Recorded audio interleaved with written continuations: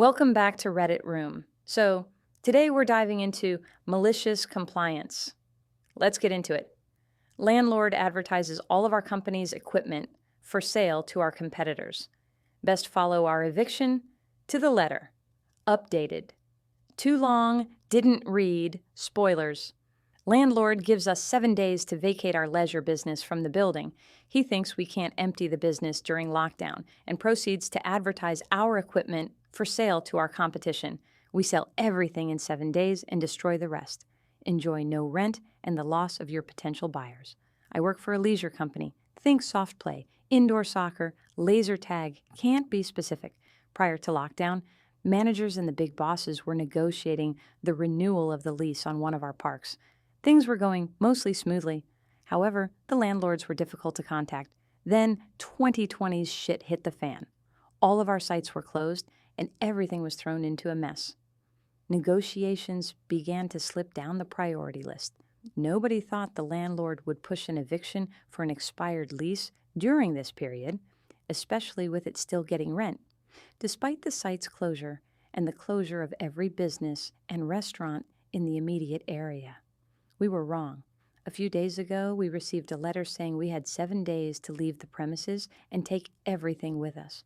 We are reminded that anything left in the building after 7 days will become the landlord's property.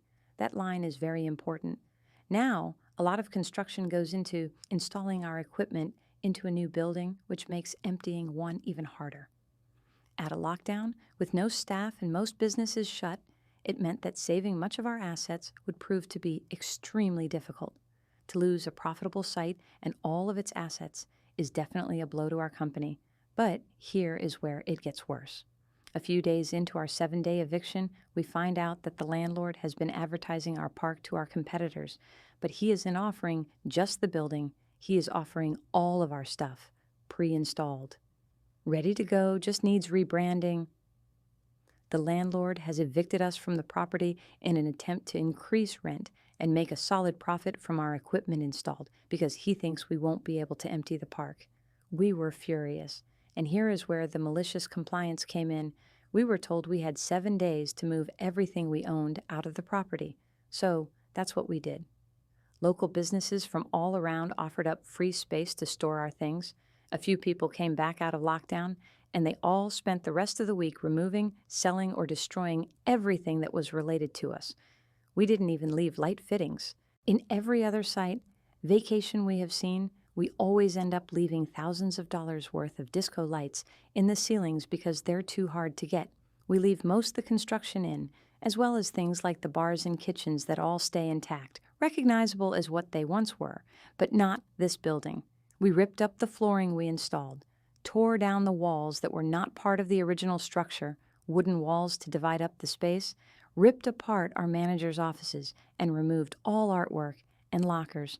The landlord now has every new deal he has been making dead in the water, a large renovation bill to install new flooring, etc., or a company willing to do it themselves like we were.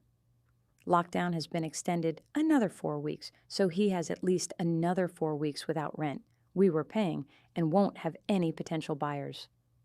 Silver lining. The assets we got out of the site, fridges, TVs, equipment, food, tables, have all been sold, and the lack of rent and additional income has helped the business and paid staff wages. Update. Hi everyone. Ondava. I'm so sorry for how long an update has taken. I was waiting for things to unfold. Here is what happened next. We handed in the keys, and it was probably the quickest handover we've ever had. The landlord Cleary didn't want to make any kind of conversation, and there was definitely an elephant in the room, but he definitely said nothing about the lack of our equipment. Complications did arise when we went to get back various deposits, but he had no case to withhold the deposits from us, as the building was in excellent shape. We had conducted much of the maintenance work ourselves, so the building was in a significantly better condition than we found it. We also cleaned up 99% of the rubbish and dirt from our demolition crusade, so he couldn't bill us for cleaning. A very minor bit of pressing from our legal team meant that we received everything owed back in full. The building is still vacant, and as of yet, we don't know of any potential buyers. At this moment in time, our company is still standing. Despite the pandemic closures and lack of business, staff are all still employed and doing well. A huge thanks again for everyone who took the time to read this, and to those who were dedicated enough to remind me for updates. Big shout out as well to the amazing people who gave awards. I really, really appreciate it. And I've been making sure to pass on the good karma. And that's a wrap on our first session here at Readit Room.